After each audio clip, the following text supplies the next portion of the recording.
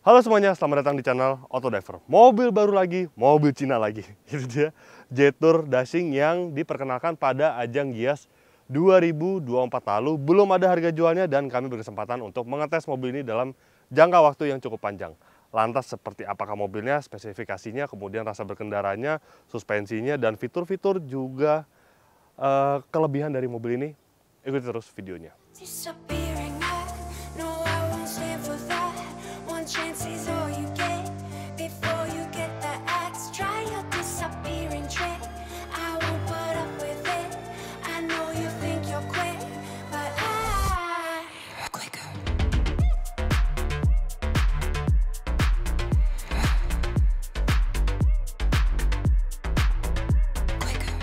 Oke, mungkin banyak dari Anda yang masih bertanya-tanya siapakah itu Jetour?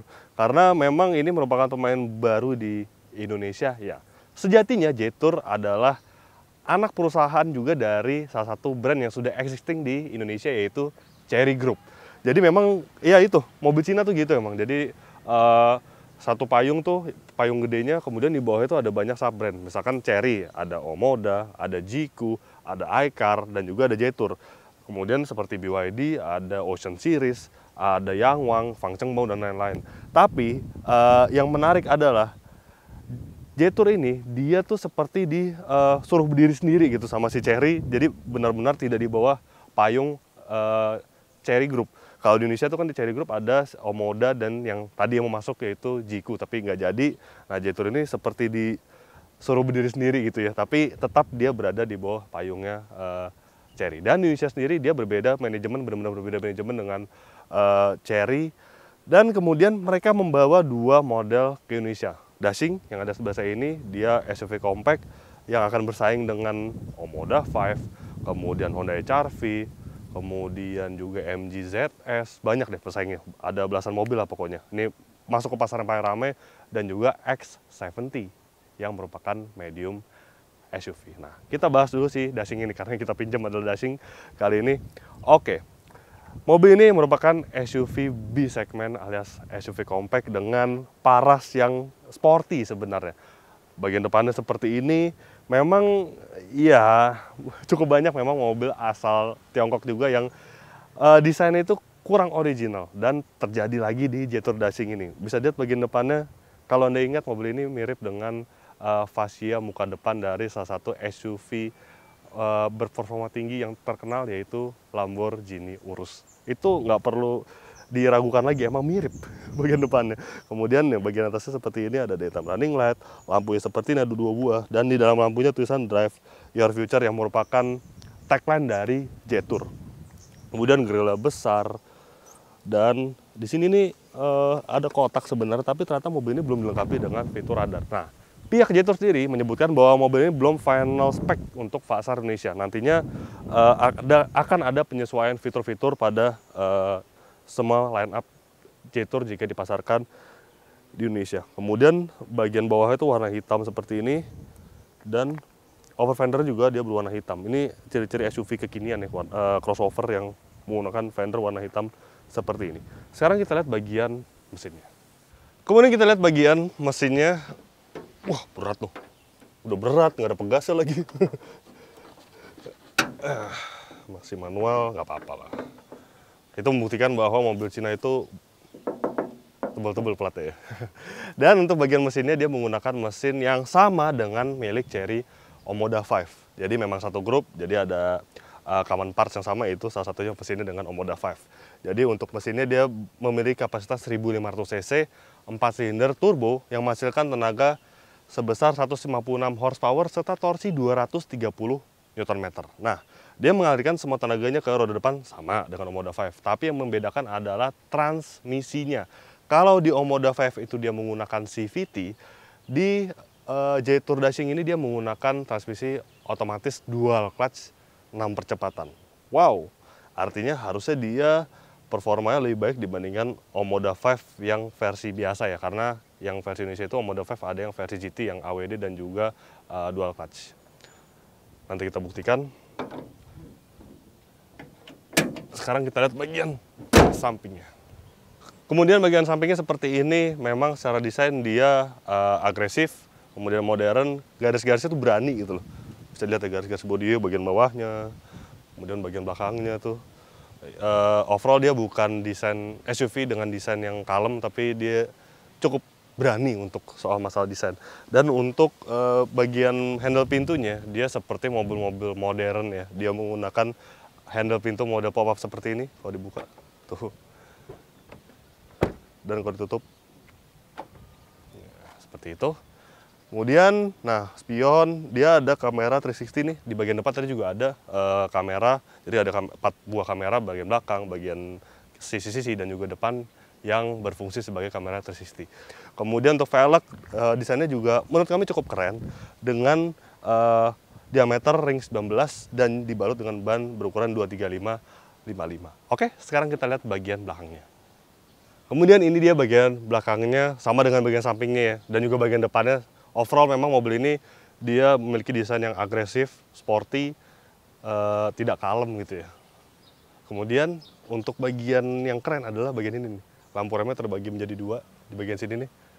Dan ada, nggak tahu nih komponen apa di bagian tengahnya ini. Saya kira awalnya kamera, tapi kamera ternyata di bagian sini.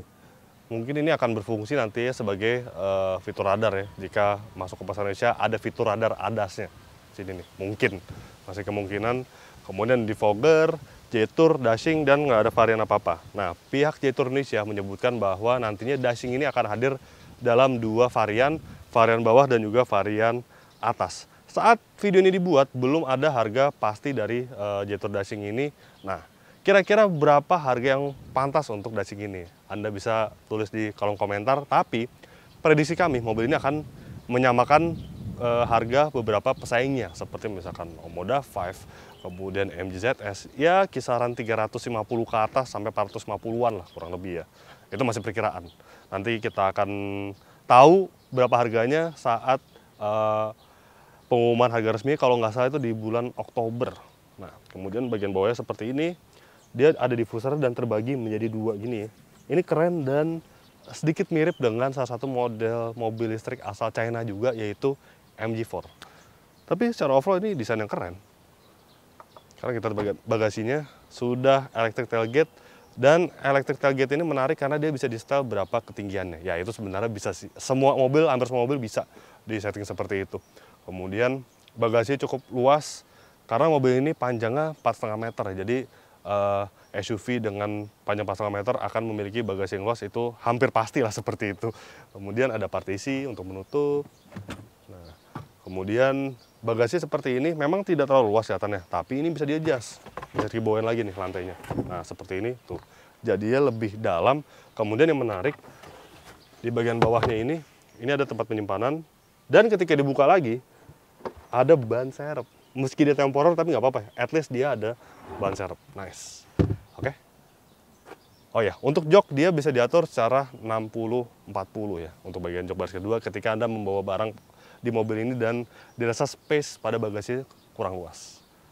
Oke, sekarang kita lihat bagian dalamnya.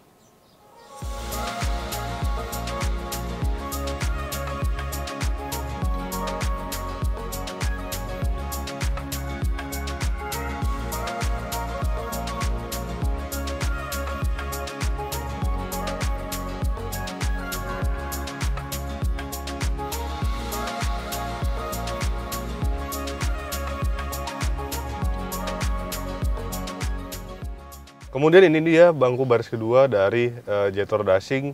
Sejujurnya ini cukup nyaman ketika Anda duduk di bangku baris keduanya ini. Bisa dilihat ini posisi berkendara saya sudah saya sesuaikan. Tinggi saya 177 cm dan bisa dilihat nih masih ada legroom yang cukup memadahi.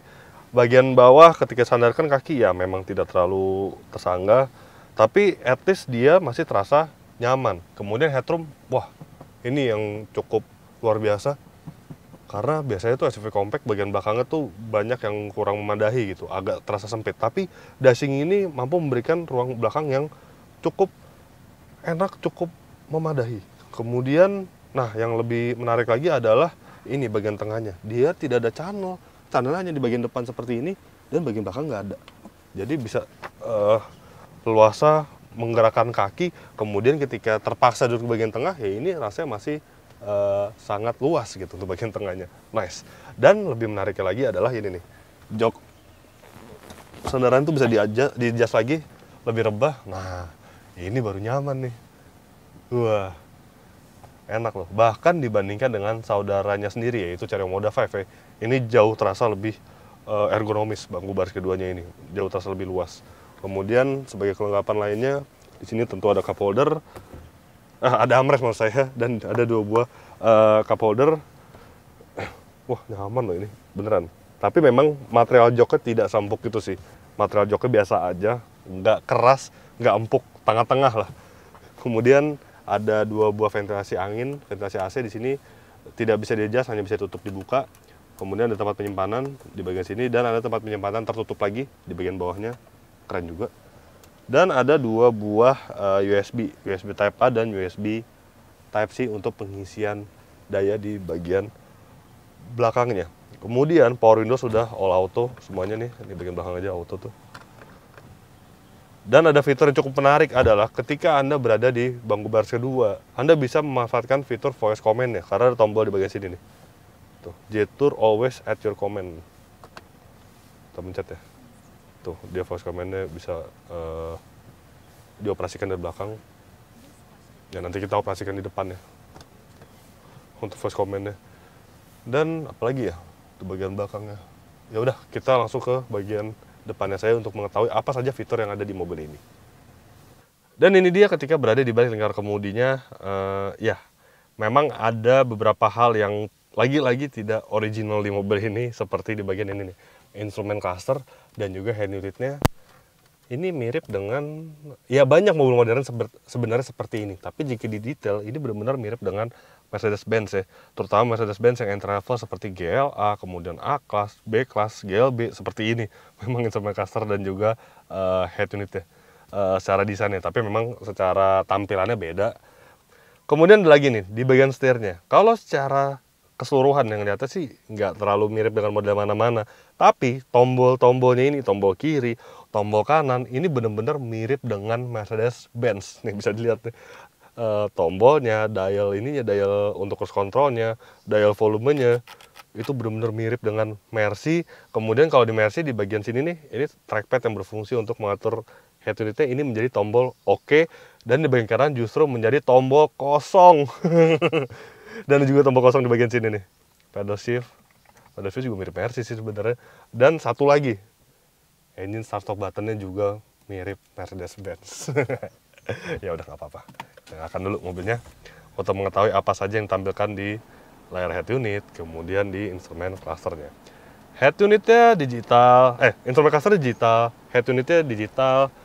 Ya cukup menarik, tapi dia memang definisinya tuh nggak terlalu tajam gitu, biasa aja, nggak ada definition. Kemudian ini semua bisa diatur di sini ya. AC sebenarnya dia ada pengaturan sendiri di bagian bawahnya ini. Nih, ada bunyi juga ya ketika ditekan. Titit, gitu. Tapi untuk ditampilkannya dia juga ditampilkan di layar head unitnya.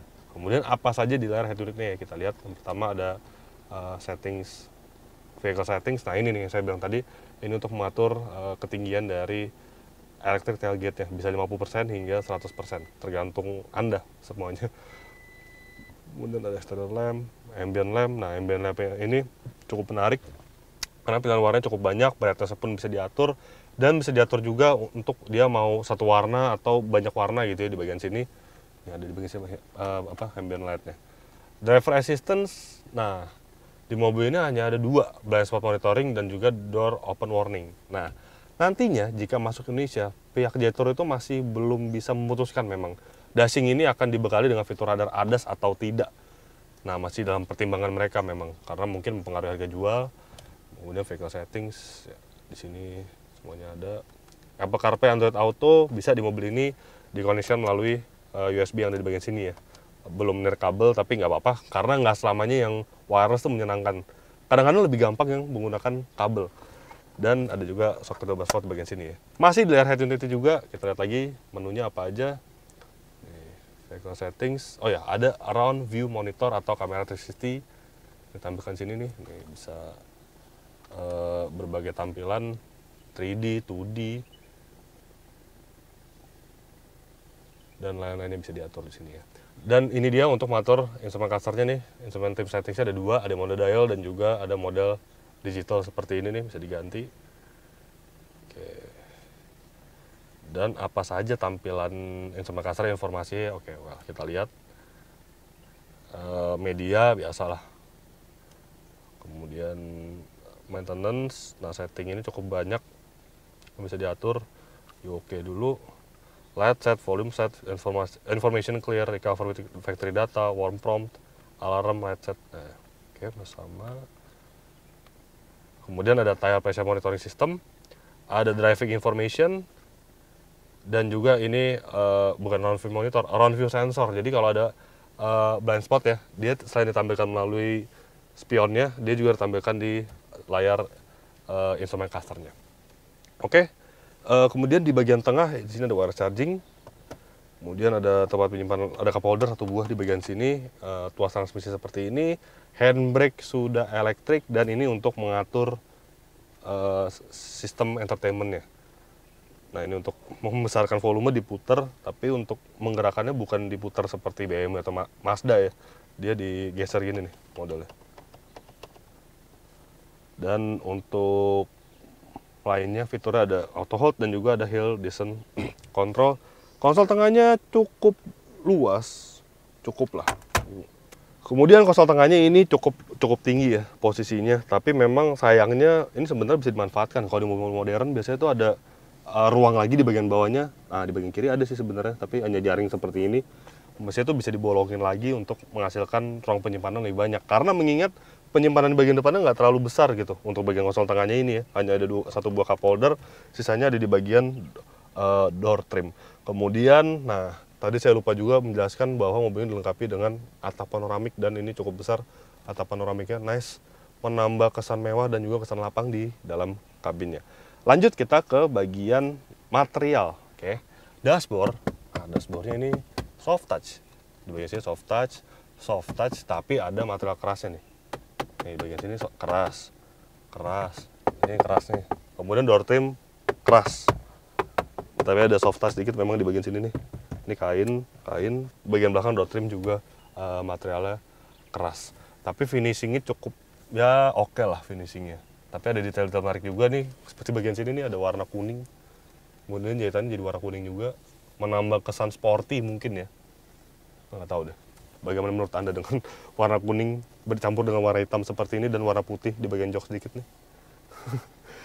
Dan kemudian juga untuk posisi berkendara. Oke, ini sudah elektrik, belum memori, tapi bisa diatur ketinggiannya. Kemudian ini kerebahan sandarnya bisa diatur juga, ada lumbar supportnya. Dan untuk setir bisa diatur secara tilt dan juga teleskopik. Nah, tapi secara overall, untuk tinggi saya yang 170 cm, ini rasanya tuh setirnya kurang turun sedikit.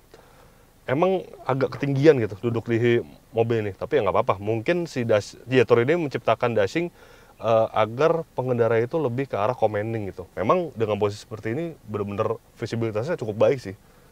Tapi ya itu, terus juga joknya itu kurang panjang dikit gitu. Jadi kaki saya nggak terlalu tersangga dengan baik. Ya sedikit kurang ergonomis, tapi bukan yang buruk sih sebenarnya duduk di mobil ini. Terus juga ada satu komponen yang sebenarnya nggak tahu buat apa sih. Ini jadi ada strapnya. Ini bisa ditarik mungkin ya untuk menutup pintu. Jadi bisa menggunakan ini atau ditarik bagian strapnya. Jadi lebih ke arah gimmick sih sebenarnya ini. Tapi ya nggak apa-apa lah. Nice try lah. Oke. Rasanya sudah cukup membahas bagian luar, interior, akomodasinya. Ya udah, kita langsung jalankan saja mobil ini untuk mengetahui bagaimana rasa berkendaranya, kemudian performa, konsumen bakarnya, dan kesimpulan dari Jetur Dashing ini. Let's go.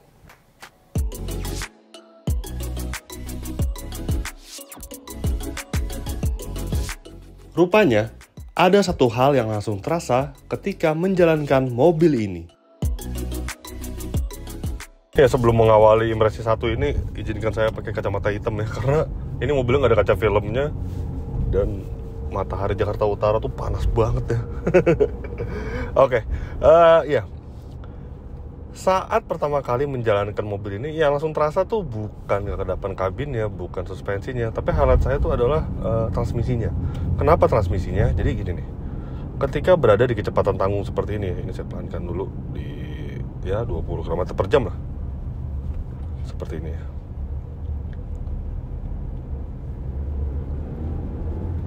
Oh, lebih pelan lagi coba ya, di 10, 15 km per jam lah. Nah tuh, itu tuh rasanya tuh transmisinya tuh bingung gitu loh. Dia tetap menggunakan gigi 2, tapi sebenarnya bisa masuk gigi 1. Jadi ada rasa apa ya, rasa jerkinya, rasa kayak di manual tuh kayak setengah kopling gitu. Jadi det gitu. Apa itu mungkin pengaruh dari transmisi DCT yang 6 percepatan ya. Jadi kalau 7 kayak lebih bener gitu. Tuh. Dan juga masalah transmisi ya, dia dual clutch, tapi kalau boleh jujur ini rasanya nggak seperti dual clutch, karena perpindahan gigi itu nggak terlalu cepat, itu biasa aja. Bahkan mungkin ada transmisi otomatis konvensional ya, yang kopling single itu lebih cepat perpindahannya dibandingkan transmisi ini ya gitu. 1500 cc turbo dengan transmisi DCT harusnya bisa memberikan performa yang baik. Lantas, benarkah demikian? Coba kita tes langsung ya, karena dia 1500 cc turbo kan, tenaganya juga lumayan besar, dan harusnya dia responsif, performanya juga baik ya. Kita langsung tes aja menggunakan alat berbasis GPS berapakah waktu 0 sampai 100 km per jamnya ya. Ini kita masuk ke sport mode, kemudian AC-nya off, terus juga traction control off. Oke, kita langsung tes aja nih. Oke. Oh, dia kira RPM bisa tinggi. Lah, gearbox oil overheat. Waduh, kenapa nih? Ya, nggak bisa ngetes akselerasi dia jadinya. Udah, sekali lagi kita tes. Mungkin dia RPM-nya nggak boleh setinggi itu ya. Tadi RPM-nya sampai 3000 lebih gitu. Kayak launch control jadinya, tapi ternyata dia selip, bukan launch control itu. Coba deh. Traction control kita on-in aja deh kalau gitu. Traction control on. Traction control on, tapi di mode sport. Jangan tinggi-tinggi RPM-nya, coba.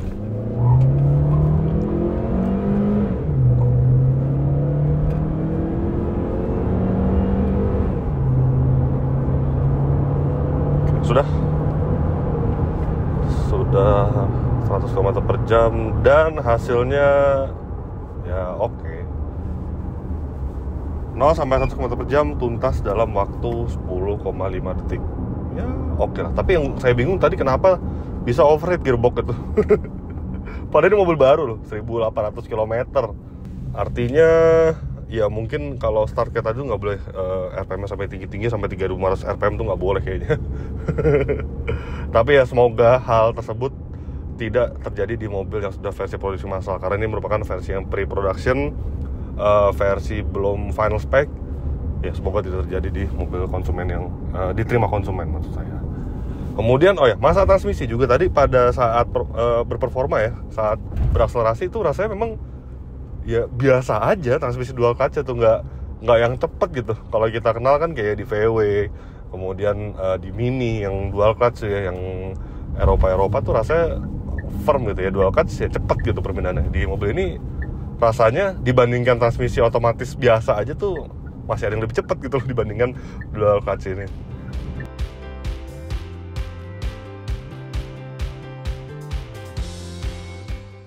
Kemudian, bagaimana dengan bantingan suspensinya? Dan untuk suspensinya sendiri, dia bukan karakter suspensi yang lembut, yang membuai. Ini memang karakter sebenarnya lebih ke karakter SUV sejati, yang dia lebih ke arah kaku, lebih ke arah dewasa gitu ya.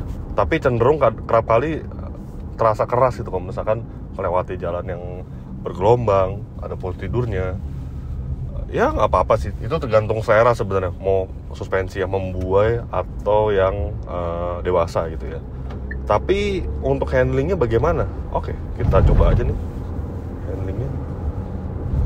Ya bener sih, ini karakter suspensi yang kaku, memang dia untuk pengendalian cukup direct gitu, cukup tuh, body rollnya cukup minim. Kita masukin power steering mode coba ya, power steeringnya ke sport gitu, coba. Nah pasti kalau di power steering mode sport itu rasanya tuh handlingnya oke banget ini. Jadi overall dia bukan SUV yang memiliki karakter suspensi yang membuai, yang lemah, yang empuk, enggak. Dia benar-benar lebih ke arah kaku, dewasa, dan handlingnya pun cukup baik ternyata.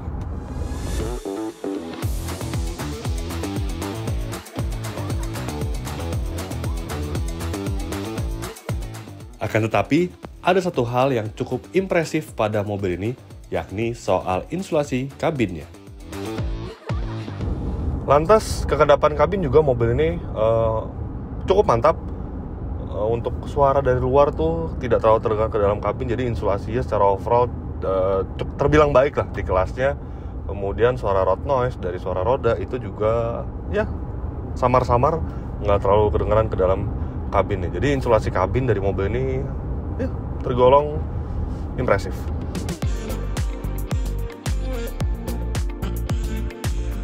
Lantas, bagaimana dengan konsumsi BBM-nya?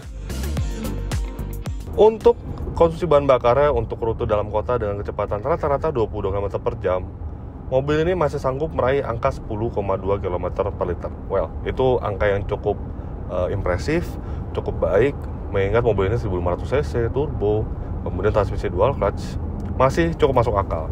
Kemudian untuk rute tol dengan kecepatan rata-rata 90 km per jam, ya, Jetour Dashing ini angkanya itu ada di 14,2 km per liter. Ya, bukan yang teririt sih di kelasnya. Ada yang cukup banyak yang lebih irit dari mobil ini. Dan kami merasa memang untuk dari segi konsumsi bahan bakar ya, ini bukan yang terbaik di kelasnya untuk Jetour Dashing ini.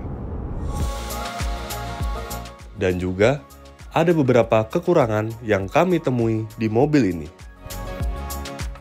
Yang pertama adalah ini nih. Jadi Instrument Cluster itu dia memiliki informasi kan, informasi berkendara seperti fuel consumption, kemudian trip dan lain-lainnya.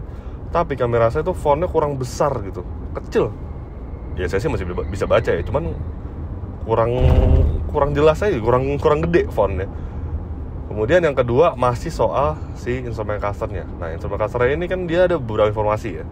Tapi mungkin ya itu juga kadang-kadang sering ditemukan di mobil-mobil asal Tiongkok memang. Jadi ada bahasa-bahasa yang nggak lumrah gitu ditemukan. Seperti misalkan power trip. Saya tuh tadi bingung, ini power trip tuh apa ya? Setelah saya menelaah, oh ternyata itu range. Jadi range bahan bakar. Kemudian masih ada lagi sebenarnya. Ini ketika masuk ke menu ini ya. Sebentar, kita masuk ke warm prompt. Saya bingung awalnya apa deh. Warm tuh hangat, prompt tuh pengingat kehangatan. Nah, coba saya masukkan ke bahasa Indonesia aja deh. Coba mana? Indonesia. Oke. Pengingat hangat. Ini saya nggak tahu ini buat apa sebenarnya. Tapi dimasukin menunya itu ada 2 jam. Ini sepertinya untuk pengingat apa ya? Pengingat fatigue driving. Pengingat ketika Anda sudah terlalu lama gitu ya. Dia bisa di-set gitu berapa lama Anda mau set fatigue mode-nya, fatigue driving-nya ya segitu 2 jam. Tapi kenapa tulisannya pengingat hangat gitu atau warm prompt? Apa gitu maknanya? Kemudian yang ketiga adalah ini, panoramic sunroof. Keren sih sebenarnya, ini gede. Tapi dia tuh nggak bisa auto gitu panoramic sunroof untuk nutup tirainya ya, buka tutupnya. Jadi kalau Anda ingin nutup, Anda harus tekan terus. Ketika ingin buka full, ya buka terus. Kalau di mobil ini biasanya udah otomatis ya. Dan yang keempat adalah ini soal head unitnya. Jadi saat ini lagi enggak sih. Waktu kemarin saya berkendara dengan mobil lagi ngetes konsumsi lama gitu ya, mobil ini berjalan, itu muncul hang gitu di layar head unitnya. Jadi kan ketika kita misalkan belok kiri itu dia menimbulkan, kalau di kecepatan rendah ya, dia menampilkan around view monitor ya, kamera 360-nya. Nah, saya 2 kali lah ada saya belok kanan atau belok kiri, tiba-tiba dia kamera 360 jalan dan saya jalan terus, itu nggak bisa diapa-apain si head unitnya. Jadi benar-benar di kamera 360 terus. Bahkan saya mau pindahin lagu, mau masuk ke menu lain tuh nggak bisa sama sekali, jadi hang deh. Tapi ya sekitar 15 menit kemudian bisa gitu. Ya, semoga kelemahan-kelemahan ini nih nggak ditemukan di mobil-mobil versi produksi massal ya.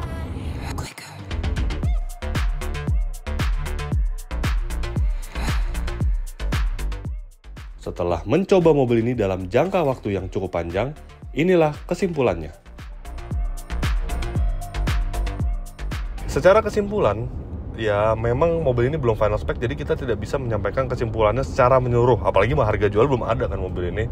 Tapi ya soal fitur yang pertama, fitur radar ADAS itu masih didiskusikan oleh pihak Jetour apakah akan menggunakan ADAS atau tidak. Nah, kita akan tahu nanti setelah peluncuran resminya ke konsumen, itu kalau nggak salah di bulan Oktober 2024. Nanti final spec-nya akan seperti itu, bukan seperti mobil tes kami kali ini.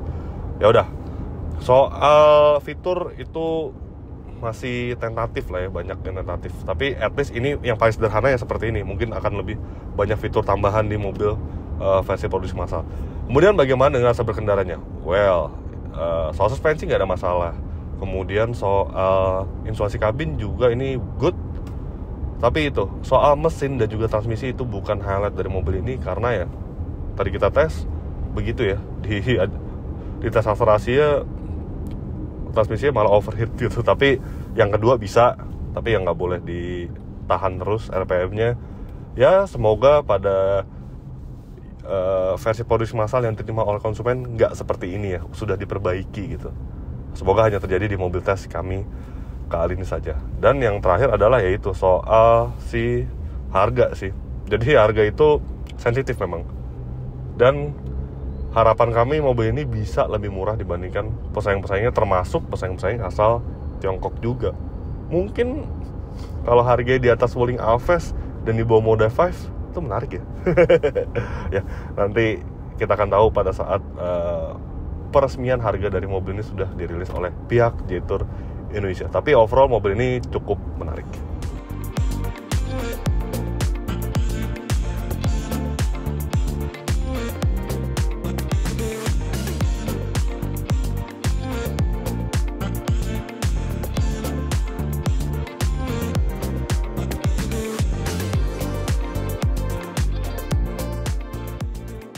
Well, jadi begitulah hasil review lengkap kami terhadap Jetour Dashing. Klik like jika Anda menyukai video ini, subscribe bila Anda belum, dan jangan lupa juga untuk isi kolom komentar di bawah. Main juga ke website kami di www.autodriver.com, dan jangan lupa juga untuk download aplikasi kami di Google Play Store. Terima kasih sudah menyaksikan video ini, dan sampai jumpa di video-video kami selanjutnya. Bye-bye.